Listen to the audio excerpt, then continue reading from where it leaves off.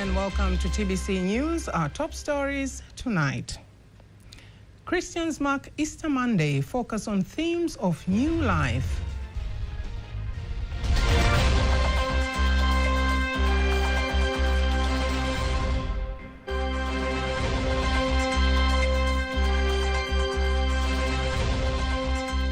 It's not just outward expression that we show other people that we are happy, maybe with the food and all these drinks, but it's something that is come from within, the inner joy, that we have been reconciled with God. PM addresses CIMO 2000 traders, vows a deeper investigation.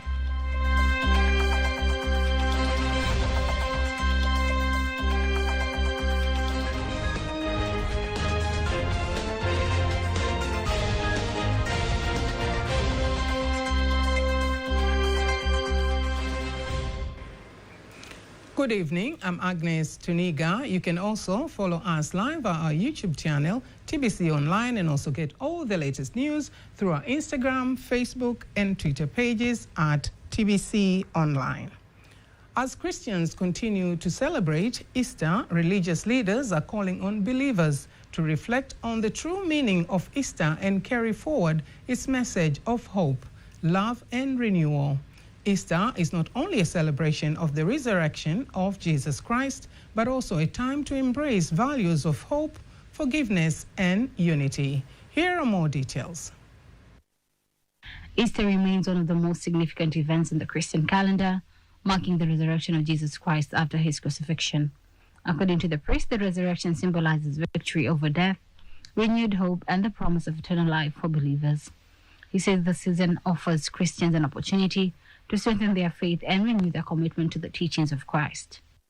It is the restoration of life that we are celebrating. What we have lost, and we said by death of Jesus Christ, death was destroyed, and with his rising, then life is restored to us.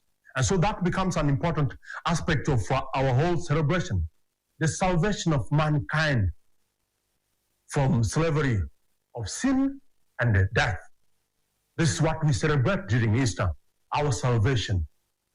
The restoration of the relationship that was lost because of Adam's sin. The second Adam, who is Jesus Christ, is giving us back the life that we had lost because of the sin. The priest further urges Christians to exercise the spirit of Easter by promoting peace, helping the needy, and fostering unity within families and communities.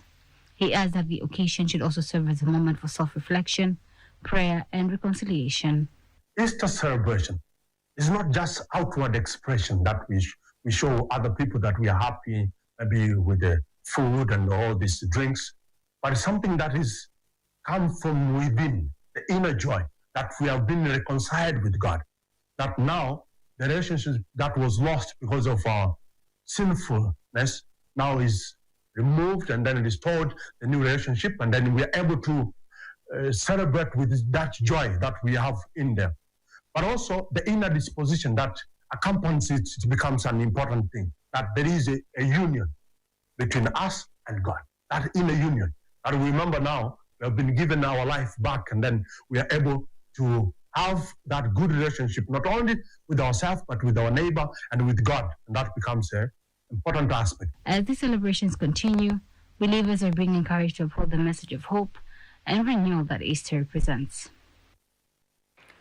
Pastor Eleona Kimaro from the Evangelical Lutheran Church in Tanzania, Kijitonyama Parish, says Easter Monday is a significant moment for Christians to renew their spiritual commitment and reflect on the message of hope and salvation following Easter, which commemorates the death and resurrections of Jesus Christ.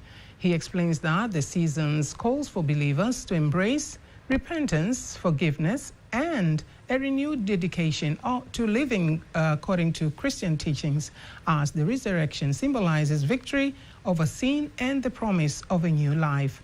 Speaking to TBC News, Pastor Kimaro further elaborates that the proper way to observe Easter Monday is through prayer, attending church services, and showing compassion to those in need, while promoting unity and moral discipline within society. Jumatatu ya Pasaka tunaita ni Jumatatu ya tembea na Kristo mfufuka. Easter Monday is the day of the resurrection. It is when Jesus told his disciples to go to Galilee and there you will see me. One of the key messages of this day is reflected in the story of the two people on the road to Emmaus. They were talking about Jesus when he appeared to them, walked with them, and revealed himself as they journeyed together. Deeper meaning of the Easter Monday is to let go of the past and the pain it may carry. Just as Jesus called his followers to leave the tomb and go forward to Galilee, it is a call for us to rise from what has held us back.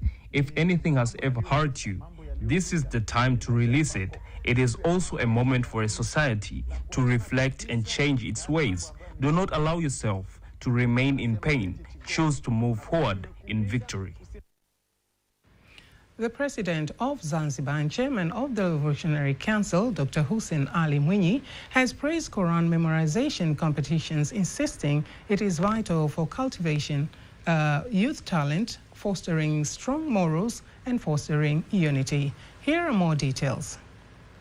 President Dr. Mwinyi made the remarks during the dinner ceremony organized by the International Quran Memorization Award Society held in Dar es Salaam, insisting that the event prepare future leaders and reinforce Islamic values while supporting peace and tranquility. He says Quran memorization competition is not only a competition for the Holy Book, but is also an event that introduces Tanzania as a country to the world. Napenda kutumia fursa hii. I would like to take this opportunity to express my sincere gratitude and warmly welcome to our participants and guests from outside Tanzania. We are truly delighted to have you with us, and we assure you that Tanzania is a country of peace, unity, and solidarity, as clearly reflected in our various gatherings. He also used the opportunity to urge the followers of the Islamic religion to adhere to the teachings of the Holy Quran and the Sunnah of the Prophet Muhammad, and to encourage each other to dwell on good morals and play their part in maintaining peace. Naisihi jamii kwa ujumla tuendelee kuimarisha maadili mema. I urge all of us to remain committed to the teachings of the Quran and the traditions of our Prophet Muhammad, encouraging one another to uphold good morals. We must guide our youth in their conduct while placing great importance on maintaining peace and stability in our country. I also call upon society at large to continue strengthening moral values, providing proper upbringing for our children, and addressing the growing decline in the ethical standards. The International Quran Memorization Competition was held at the Benjamin Mkapa Stadium, where a participant from Libya, Ibrahim Hilal Zaidan, became the first winner after getting 99.12 points. The second winner is Saidina Al-Ghala from Mauritania, who got 99.06 points, and the third winner is Ahmed Karim from Russia, who got 98.75 points. The Prime Minister, Dr. Mwigulu Nchemba, has ordered immediate steps to be taken to restore business activities at Simu 2000 Market in Ubungo District, Dar es Salaam. Let's get more details.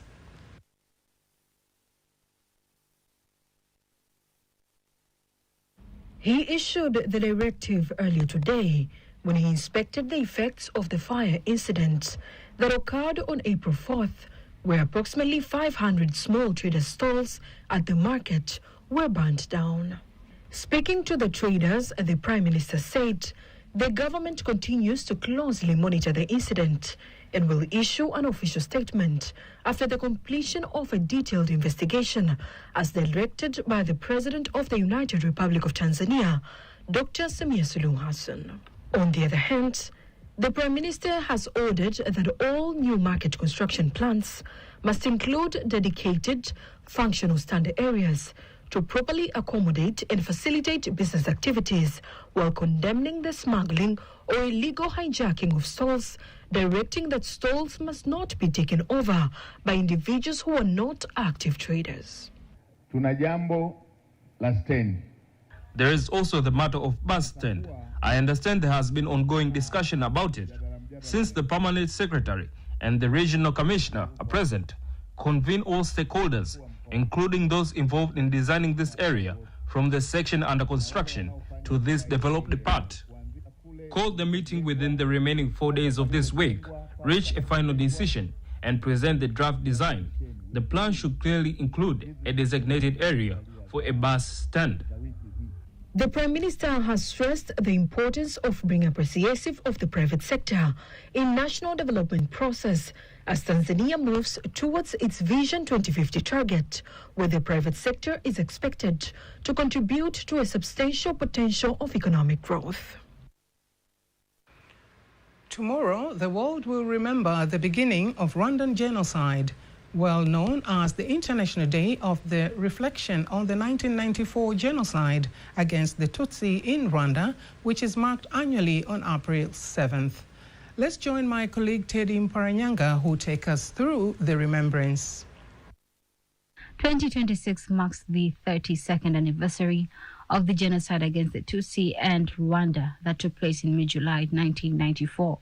Every year on the International Day of Reflection in the 1994 genocide against the Tutsi in Rwanda, on 7th April commemorates events are organized at the United Nations headquarters and offices around the world to keep the memory of the 1994 genocide alive.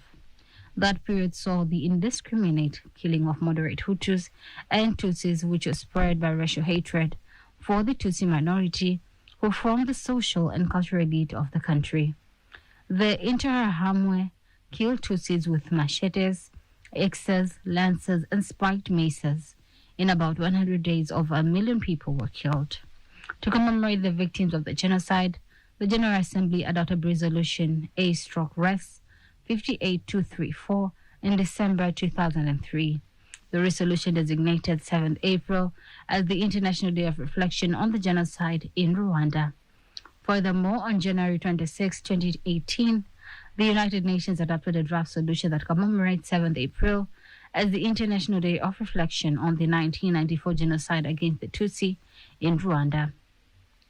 In 2020, the General Assembly passed a resolution A/RES/74/273 requesting the Secretary General to modify the title of the outreach program to Outreach Program on the 1994 Genocide against the Tutsi in Rwanda and the United Nations. The resolution also urged the Secretary General to undertake requisite measures to mobilize civil society for remembrance and education to help prevent such events in the future by keeping alive the memory of the sufferings of the Tutsis community. The International Day of Reflection on the 1994 genocide against the Tutsi in Rwanda is observed annually in Tanzania on April 7th, aligning with international commemoration efforts. Even in Tanzania, often held in Arusha and Dar es Salaam by the Rwandan High Commission, East African Community, and UN mechanisms focus on the theme Remember, Unite, Renew, or Rwandese Kwibuka. The Minister of Finance, Ambassador Hamis Musa Omar, says Tanzania has made great strides in the use of information and communication technology, ICT, including the use of artificial intelligence, AI, in managing various economic, financial, and social sectors. Here are more details. The statement was made on his behalf in Tangier, Morocco, by the Deputy Minister of State President's Office, Planning and Investment, Dr. Pius Chaya, at the 58th meeting of Ministers of Finance, Planning and Economic Development and Governors of African Central Banks organized by the United Nations Economic Commission for Africa, UNECA. He urged African countries to ensure their use of modern technologies is prioritized and fully utilized to transform and grow their economies and create conducive environment for innovators to develop such technologies. It is a high time now that as governments we invest in digital technology. As I said before that this is very key, and as a government, as Tanzania, we have started this one, and that's why we have a dedicated ministry dealing with the issues of ICT. But apart from that, we have ensured that all villages across the country, we have a broadband network systems whereby now the digital technology is widely used in terms of mobile services, in financial inclusions and the like, but also in all the sectors of the economy, like in water, energy, education, health systems. Digital technology has been much applied, and we have seen significant impact in terms of accelerating even the service delivery, in terms of availability, access, but also in terms of improvement of revenue mobilization, as well as the economic growth. On the other hand, the governor of the Bank of Tanzania, Emmanuel Tutuba, says the financial technology fintech is an important driver of economic growth, explaining that it increases the speed of transactions, reduces the cost of services, and facilitates access to financial services for more people. On digital financial services. Now, under the digital financial services, we as the Bank of Tanzania, we are the ones who are actually taking lead on it. And for us, we have also been able even to put in place a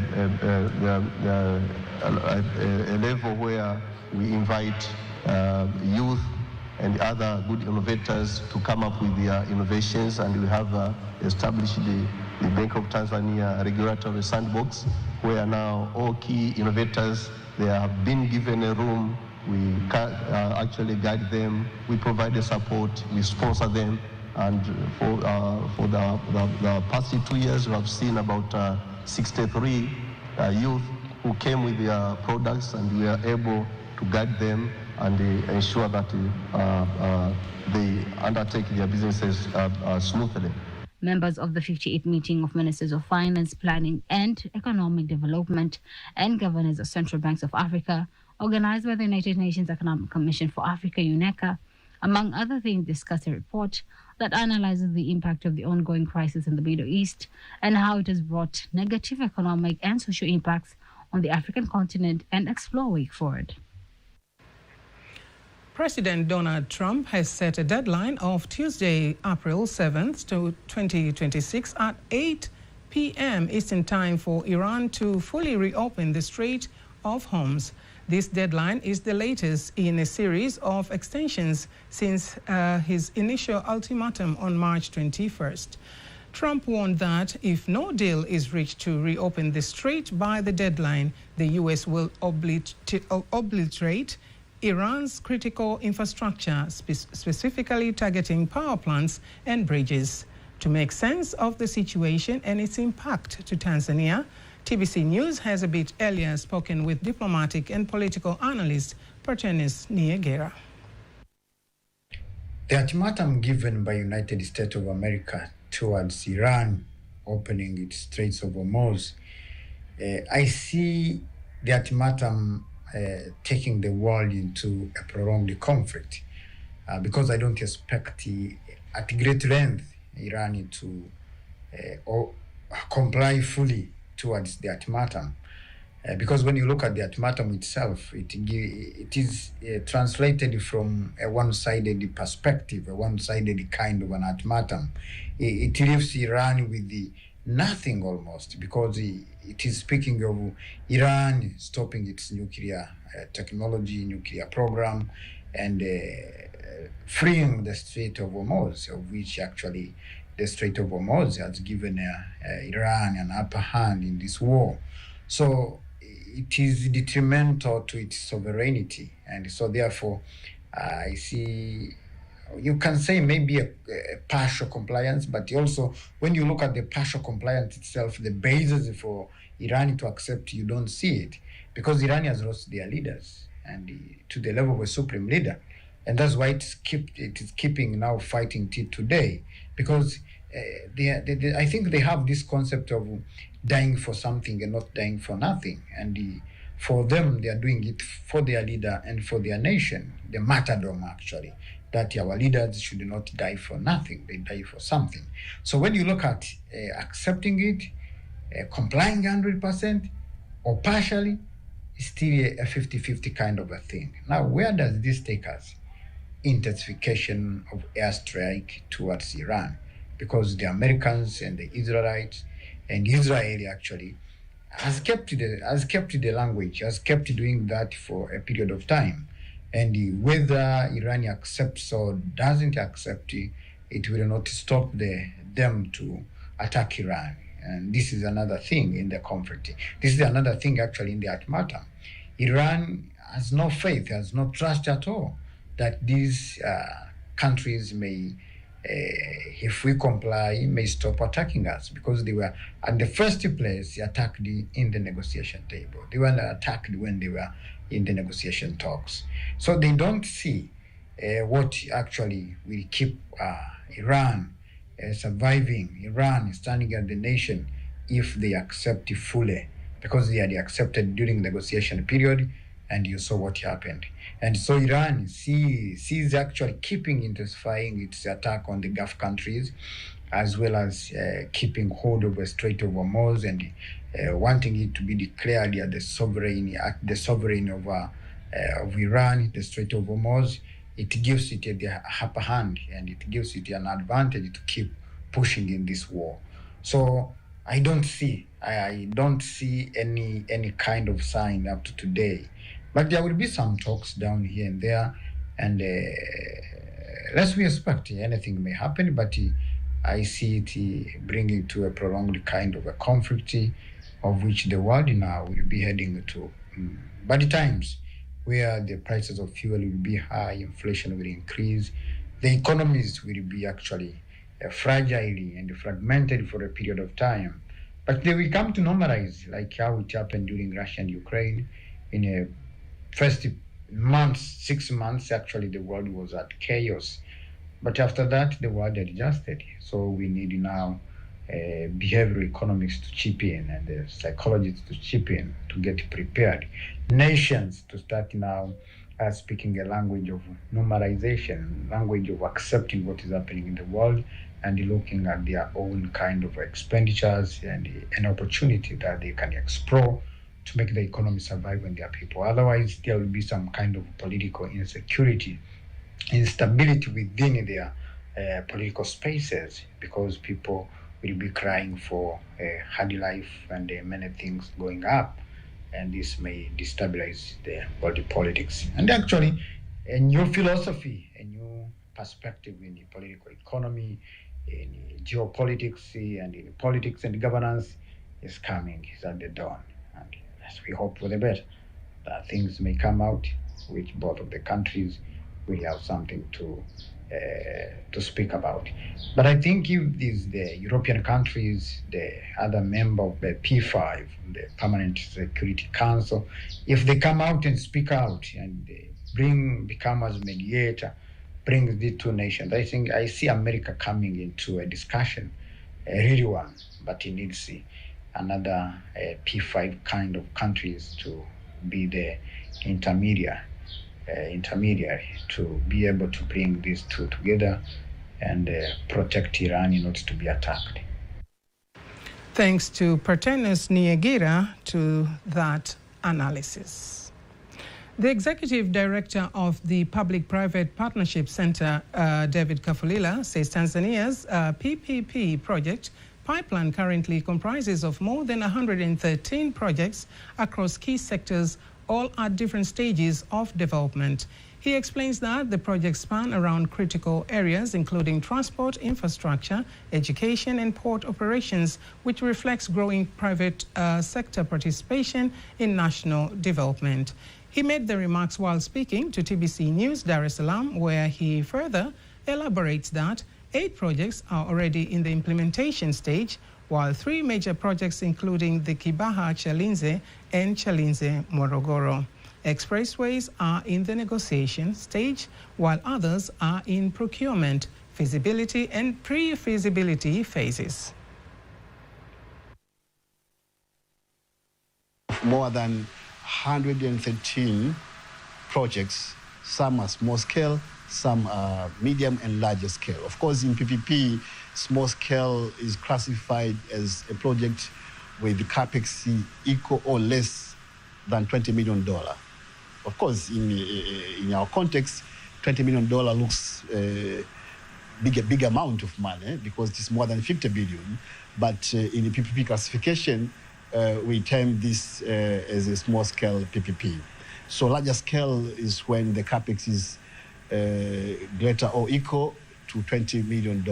So we have a number of projects, especially in infrastructure, that the government is approaching. And some, of course, they are at different stages. You know, PPP consists of a number of stages to conclude the deal.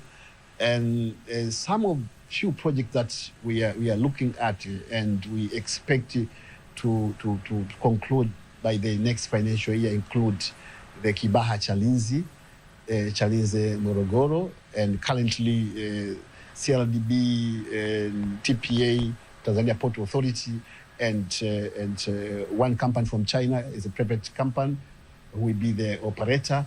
They are in discussion with the town road, of course, together with the PPP Center, to see how we can structure in the shortest possible time to make sure that the public receive this service as soon as possible. So we expect this deal will be signed within the next financial year.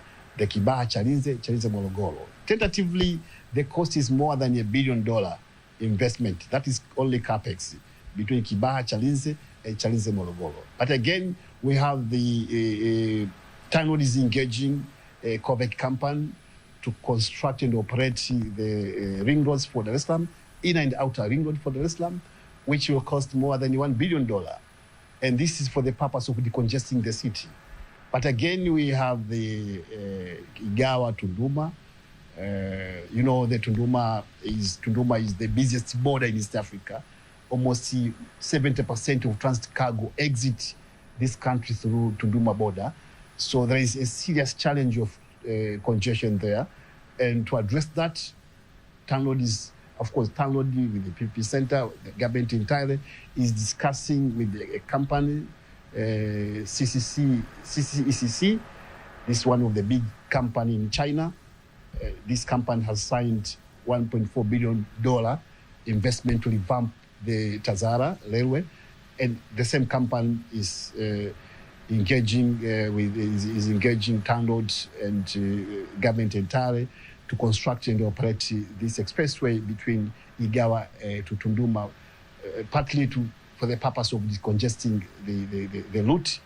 And so far, the status is they have completed the pre-feasibility study, and they promised to complete full feasibility study by the next 3-4 months. So we expect within 3-4 months, I mean between June and July, this company will submit the full feasibility study, and from there it means we'll start negotiation.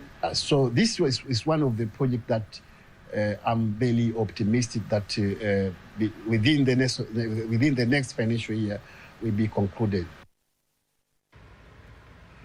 Before we wind up the local news tonight, let's now take a look at our today's exchange rates according to the Bank of Tanzania, BOT.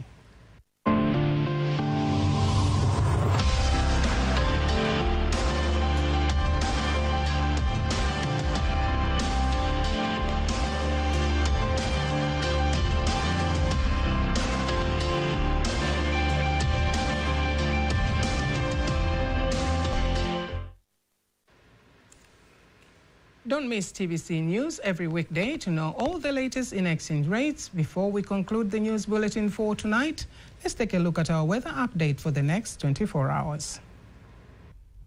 Hello, dear viewer. Welcome again to the next 24 hours forecast starting tonight at 9 p.m. I'm Ramadan Omari from Tanzania Meteorological Authority. Let's start with the windy flow pattern. We're expecting wind to flow at a speed of 20 kilometers per hour, especially over the northern coast, Lake Victoria and the Lake Tanganyika. While over Lake Nyasa and the southern coast, wind speed is expected to reach 30 kilometers per hour. And over Lake Rukwa, wind speed is expected to reach 10 kilometers per hour. And the state of the sea and lakes is expected to be slightly to moderate. And the rainfall models are showing signal of rainfall over some areas of our country, especially along Lake Victoria Basin, western part of our country, southern part, and the coastal areas. And tonight, areas along Lake Victoria Basin and the western part of our country are expected to feature partly cloudy condition, thunder showers over a few areas. Over the southwestern highland, southern part of Morogoro region, Rwanda, and the southern coast, we are expecting to feature partly cloudy condition, rain showers over a few areas. While over the northern coast, including northern part of Morogoro region, we are expecting to feature partly cloudy condition, light rain showers over a few areas. And the remaining regions are expected to feature partly cloudy conditions. And tomorrow, areas along Lake Victoria Basin, western part of our country, central, southwestern highland, Morogoro, Ruvuma, northern coast, and the southern coast, we are expecting to feature partly cloudy condition, thunder showers over a few areas and sunny period. Over the Northeastern Highland, we are expecting to feature partly local condition, rain showers over a few areas and sun periods. And now, let's have a look on the next weather forecast over some regions of our country. In Dar es Salaam, we're expecting to feature partly local condition, thunder showers over a few areas. Over Dodoma, we're expecting partly local condition, rain showers over a few areas. Over Mbeya, we're expecting to feature partly local condition, thunder showers over a few areas. Over Mwanza, we're expecting partly local condition, thunder showers over a few areas. Over Kilimanjaro, we're expecting to feature partly local condition, rain showers over a few areas. Over Morogoro, we're expecting partly local condition, thunder showers over a few areas. And over Arusha, we're expecting to feature partly local condition, rain showers over a few areas. And that is all for today. Thank you for watching and goodbye. And that marks the end of our news bulletin for tonight. Don't miss our next bulletin in Kiswahili at 11 p.m. On behalf of the whole team, I'm Agnes Tuniga. Thank you very much for watching. Good night.